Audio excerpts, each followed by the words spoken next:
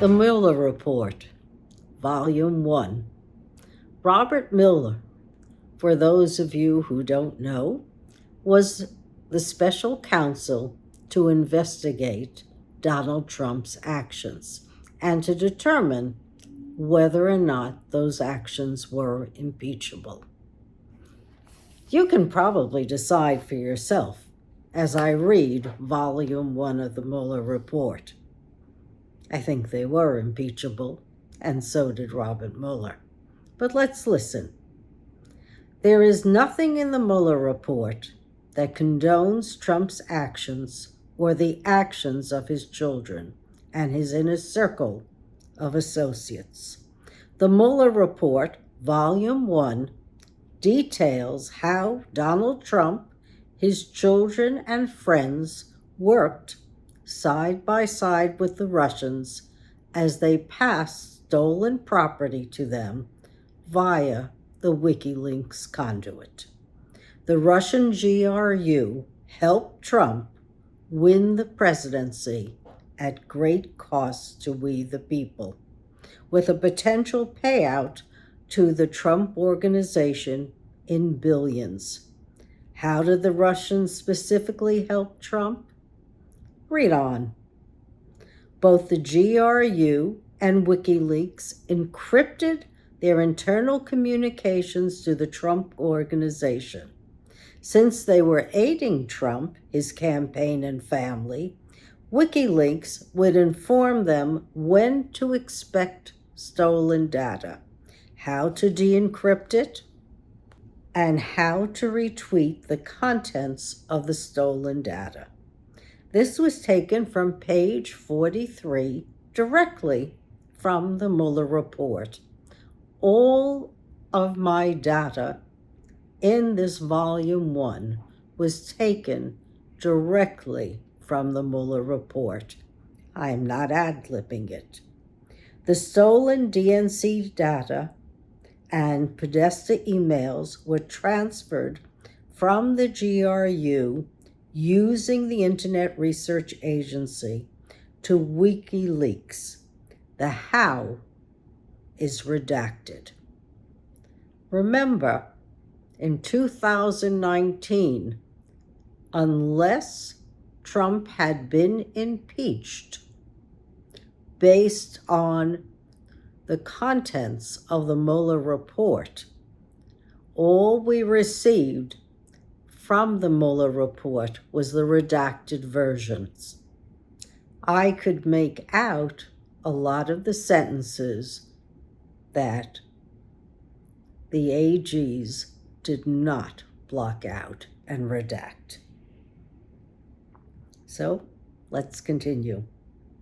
On 7/14/16, the GRU sent an encrypted document to WikiLeaks via the Ecuadorian embassy.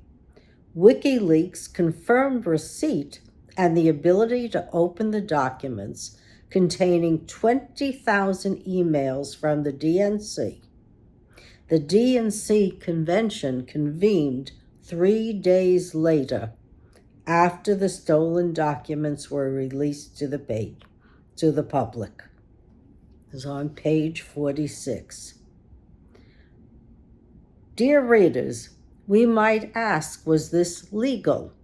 Unlike breaking and entering a building and physically stealing document, there is no law delineating theft of private property by computers, domestic or foreign, or monetizing that theft. Congress and the courts have never codified computer theft of private property, though you could make a case for copies of the emails and DNC strategies being subject to case law. It is not a 100% known method to proceed, which is why Mueller did not indict Trump, but felt and he could indeed be impeached based on the evidence. During this entire section discussing the passing off of documents between the GRU and WikiLeaks, whole paragraphs are redacted, citing investigative technique. 50,000 emails were released in all between Podesta and Clinton, the Clinton campaign and foundation, including Clinton's private speeches given on October 7th and November 7th. All the emails came from Podesta's private email account. The latest one, dated 5/21/16, was released purposefully to coincide with the Democratic National Convention, as the Trump campaign tried to cast doubts on Hillary Clinton's electability. Additional GRU cyber operations targeted Democratic-linked targets in the summer and fall of 2016. On July 27, 2016, Trump went on TV requesting that Russia, if you're listening, I hope you'll be able to find the 30,000 emails that are missing. These were the 30,000 emails stored on Clinton's server while serving as Secretary of State.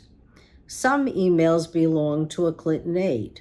It's not clear how the GRU found and identified these email accounts, as that was never made public. We do know that Russian efforts to retrieve these emails were motivated by Trump's national televised plea for their release. Then, as we continue to read the Mueller Report, there are more redactions on GRU methodology. Why? The Mueller Report concluded that the GRU was able to make a snapshot of databases that were producing backups. Page 49, backups of, the Clinton and Podesta servers. Why is Mueller's investigative technique obscured? Or the DNC's cloud computing service redacted? We don't know. Who's being protected? The GRU stole approximately 300 gigabytes of data from the DNC cloud-based account. Shouldn't we, the people, demand to know which service was used and if it is now secure? I think it's a question we all have to use about cloud computing and how secure is our data. The Mueller Report heading, Intrusions Targeting the Administration of U.S. Elections. GRU, the Russian intelligence service officers, targeted individuals and entities such as the state boards of election, secretaries of state, county governments, and individuals connected to these agencies. Mueller did not investigate the hacking of our voting machines in all 50 states, nor did he follow up on the reason to compromise the voter rolls in Illinois and counties in Florida. I can only assume these databases became the targets of a customized social media campaign designed to damage Hillary Clinton and Bernie Sanders. The attack on our election process and the Russian use of our voter registration rolls were left to the FBI, Homeland Security, and the states to investigate. There is no doubt that Russian interference in our election occurred. All investigative reports should be made public. We should all want to know if the integrity of our voting system is being maintained, and if not, why not? The GRU gained access to voter databases and millions of voter records in Illinois. Was this the polling data given to Konstantin Kilimnik by Michael Flynn, or were the data transferred from Jeff Sessions to Sergei Kislyak? We don't know. With access to registered voters in battleground states in the summer of 2016, it would be possible to target these same voters through social media. We have been skillfully manipulated. Is it any wonder that Americans are divided? Once again, how Russia accomplished these breaches is redacted. Why? Every state should be concerned and interested in preventing Russian intrusion again in 2020. The Russians also went on fishing expeditions at a voting technology company in use in the states during the 2016 election. Their corporate name is redacted. Why? An unnamed county government in Florida was penetrated by the GRU. The FBI investigated. We don't know the outcome of their recommendations. They're redacted. Why? On page 51, entire chapters on Trump campaign and the dissemination of hacked materials and contacts with the campaign about WikiLeaks was redacted. Why?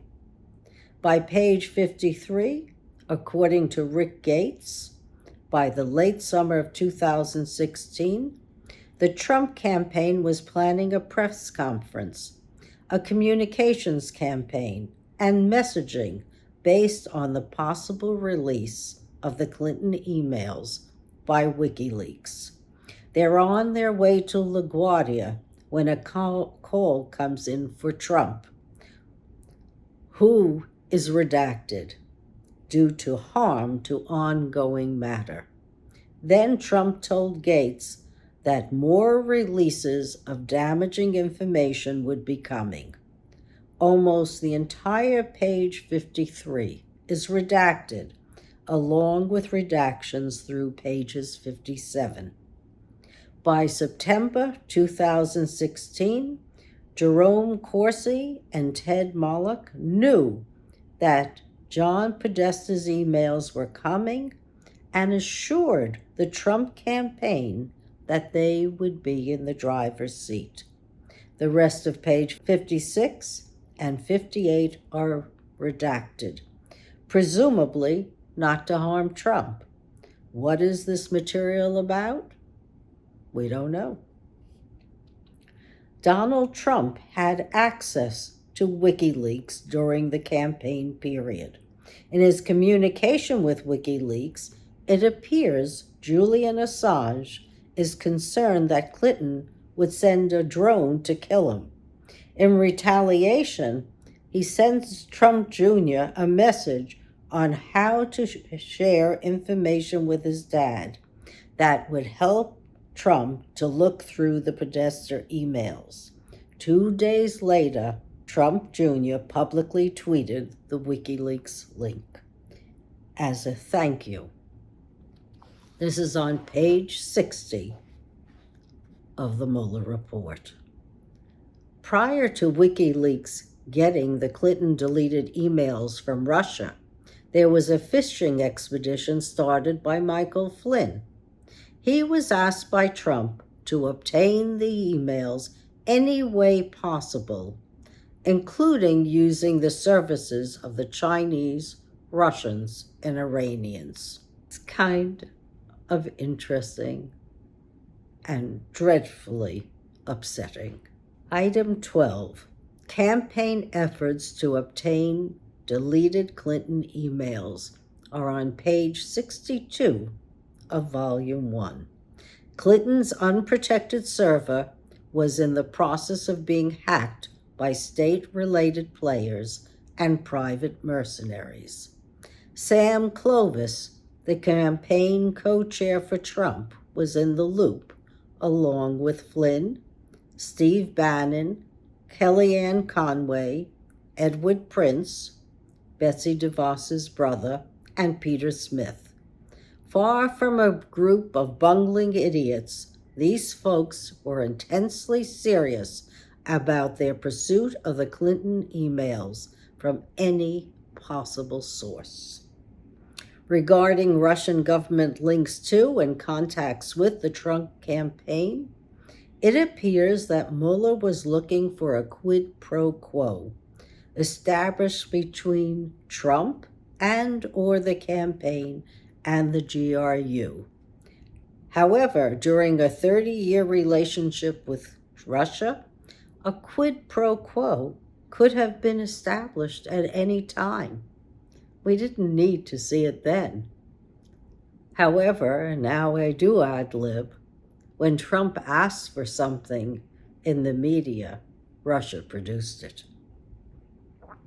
The Financial Times article dated 12/13/16, including in this pamphlet, details Trump's relationship with the Russians. His ties to Ukraine and Georgia go back 30 years. This predates Zelensky, along with his relationships with Paul Manafort, Flynn, and others in his inner circle. When was a quid pro quo established? Does it matter? Trump coordinated seamlessly with WikiLeaks and the GRU.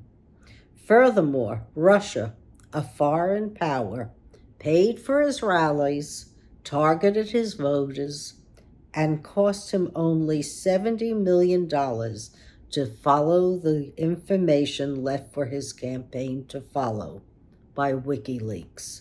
Is this legal? Absolutely not. Russia set the scene and Trump played his part. By 2/14, a letter of intent had been signed between Trump Jr., representing the Trump Organization, and the Crocus Group, headed by the real estate developer Aris Agalarov. All this occurred after Trump's trip to Moscow for the Miss Universe contest. This deal never moved forward until 2016. When it was clear that Trump would become the Republican nominee in 2016, Trump Jr. and Ivanka Trump went back to Russia to sign a better deal with the same group, codified by a letter of intent on Trump's behalf. He was going to build in Moscow. He had already built in the Ukraine. Discussion of the Trump Tower project proceeds again from 2015 to 2016 with Trump Jr., Ivanka Trump, Michael Cohen, Felix Sater, and Razov. A letter of intent is signed. 2 persons before the grand jury are indicted. I assume Trump Jr. and Ivanka Trump are the persons of interest to the grand jury. Further information on page 69 places them both in Moscow looking for deals in the mid-2000s. Meanwhile, Michael Cohen continues to update Trump on the project's progress. More Russians come into the mix, and they want to set up meetings with Trump at the highest level of the Russian government.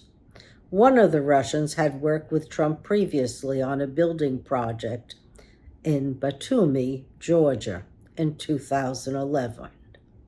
Following their signing of a letters of intent in 2015, Sater contacts Cohen, stating that together with him, Sater would get to Putin's team and they will make sure Donald Trump is president. There is a follow-up letter as Sater envisions Trump and Putin cutting the Trump Moscow ribbon in an opening ceremony for Trump's commercial real estate venture. Putin wants to deal with a pragmatic leader and a successful businessman. Business, politics, whatever, it's all the same for everyone who knows how to deal.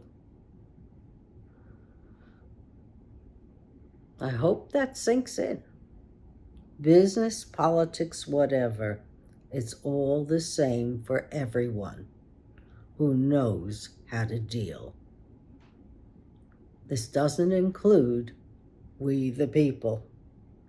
The money to be made by Trump would exceed $1 billion with no risk, a kingly sum indeed. Trump looked upon his campaign as a significant infomercial for Trump-branded properties, page 71 through 72. On 11/16/15, Ivanka Trump received an email from a Russian stating her husband ran Putin's campaign and would help her father, Trump. Either Lana, Alexander, or Ivanka is redacted by Barr. The grand jury information is also redacted. The story gets increasingly complicated on 7/27/18 when an email to Mueller from Arkova Development states they were promising Trump land in Crimea, plus an informal visit with Vladimir Putin, etc.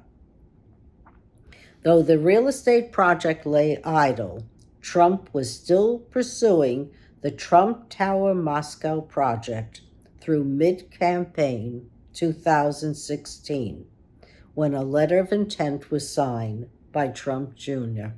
and Ivanka. The real estate project proceeded with a flourish of activity and pauses.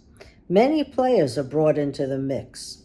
And finally, in December 2015, VT Bank got involved and informal business meetings were proposed with Putin. Cohen's and Trump's passports were issued visas to Moscow with a celebration planned at the Russian consulate. Meanwhile, Felix Sater involved a third party, redacted due to proceedings before the grand jury, which ties to GenBank in Crimea, Ukraine. The U.S. government had sanctions out at this man. That's redacted, and he has been deported from the USA. Cohen intended to go to Moscow before the Cleveland RNC convention, and Trump was to go to Moscow afterwards, page 76. Nothing more seems to happen on the real estate development project. However, the plot to deal with Putin continued, and more people enter and exit. They all have one thing in common. On page 84, we come to another redaction. It appears Barr wants to shield Trump because he's backing away from NATO and taking a weaker stance on Russian aggression in the Ukraine. A foreign policy team is being assembled. Trump was approached by George Papadopoulos, asking if Trump would consider a possible meeting with Putin. Trump and Sessions were interested. It appears, based on all the players and all the convoluted evidence, when Trump finally asked Russia in a tweet to help his campaign and release the Clinton emails, Trump knew they existed. Papadopoulos, a member of the foreign policy team, also knew individuals associated with the Internet Research Agency. The Russians provided all the information to WikiLeaks, who dumped Clinton's emails when the time was right, to hurt her chances for the presidential election. It appears all the redactions on these pages may be shielding President Trump. On page 85, as we continue reading the Mueller Report, many people think they were bringing Trump and Putin together for a common purpose. Papadopoulos communicated with Stephen Miller and Corey Lewandowski on 4/25/16, stating that he can get the Clinton emails and Putin is ready to meet with Trump on neutral territory. Note, the meeting, to our knowledge, did not take place until after Trump's inauguration, when Trump met with Putin alone in Helsinki.